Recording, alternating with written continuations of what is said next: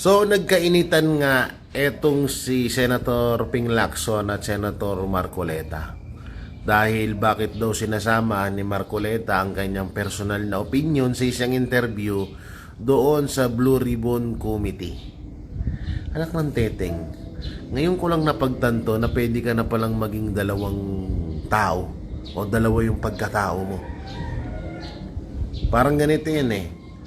Sa Blue Ribbon Committee, siya si Ping Lacson. Sa ibang interview sa labas na wala sa loob ng committee, siya si Kuratong Baliling. Pwede palang gawin yun.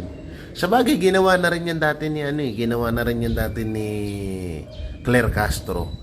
Nung nasupalpal siya dun sa kanyang live, sa kanyang sariling vlog, ang katwiran niya, personal niya daw yun, at iba daw yung sa Malacanang. So, diba? So, nakakagago lang kung gaano kahirap lutasin ng bahasa Pilipinas. Ganun namang kahirap intindihin ang utak ng mga politiko. Ang galing. Alam nyo, talagang nahihiwagaan na ako dito sa dalawang yan. Nahihiwagaan na ako sa inyo, Soto tsaka Lacson, sa totoo lang.